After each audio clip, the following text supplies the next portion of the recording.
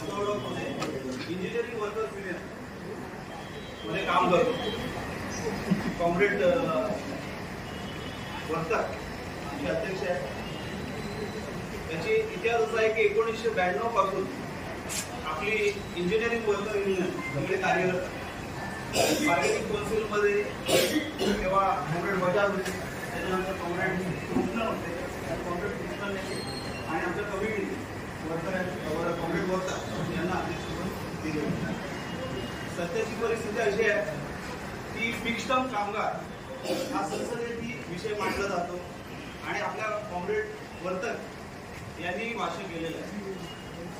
तिकडे 9 युनियनचं अस्तित्व आहे, 9 वेगवेगळ्या पक्षाच्या युनियन्स आहेत. त्याच्यात आपण आपले युनियन टिकवून आहोत. पहिला 14,000 कामगार होते मासगाव डॉकमध्ये, पण आता फक्त त्यांची संख्या परमनंट कामगारांची 1600 एवढीच राहिलेली आहे. 14,000 होते आता गेले होते आणि काम अजूनही वेगळं चालत आहे. तर ते कसं चालत आहे? तर फिक्स्ड टर्म हा 2005 पासून मासगावमध्ये राबवला गेला.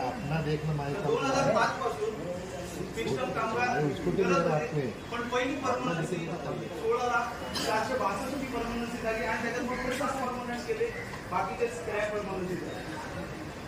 आणि त्याच्यानंतर परमनन्सी झाली परमनन्सी आता एससी एसटी ओबीसीची फक्त बॅकलॉगच्या 60 जागा 2023 ला निघाल्या. 3,500 अजून परमनन्सीच्या वाढ बघले.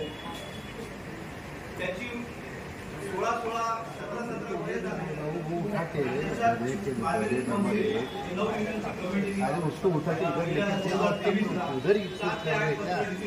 अपना रोके है ना, उसको उठा के फिर से लेके देखो जरा ऊपर चढ़ जाता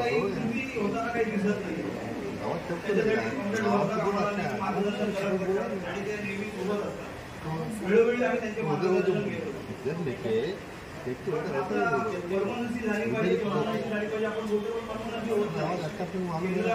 राज्य सरकारचे धोरण आपल्याला सगळ्यांना माहिती आहे आणि सगळ्यांनी आपली नाराजी वेगवेगळ्या प्रकारे व्यक्त केली होती.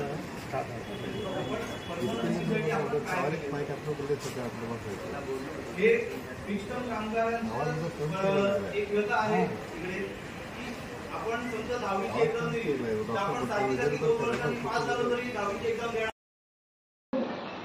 नहीं करते, उनको पगार भी बढ़ाया जाता है, सब कुछ किया जाता है, लेकिन उनको परमानेंसी नहीं किया जाता.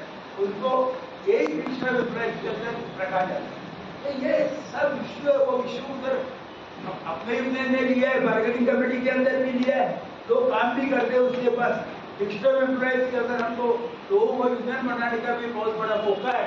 तो वो अभी हम कमेटी के साथ बात करके हम कर रहे हैं कि वो लोग कैसे हमारे यूनियन के मेंबर बने ताकि अपनी स्ट्रेंथ मालगाड़ के अंदर बने.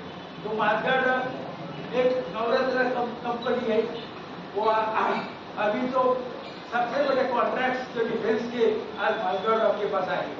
तो ऐसे टाइम के अंदर हमको इस कंपनी के अंदर बराबर लगातार काम है. एक ही बड़ा इंजीनियरिंग कारखाना जो सेंट्रल गवर्नमेंट के अंदर है, पब्लिक सेक्टर है, उनको हमको बराबर काम करेगा तो उधर कोई अच्छा तरीका काम हम लोग कर सकते हैं.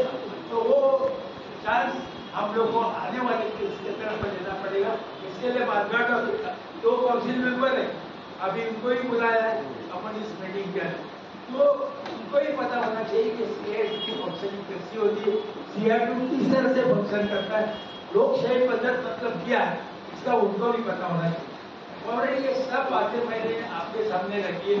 इसके बाद हमारे पास नोटिस है, नोटिस लेवल मेंबरशिप है.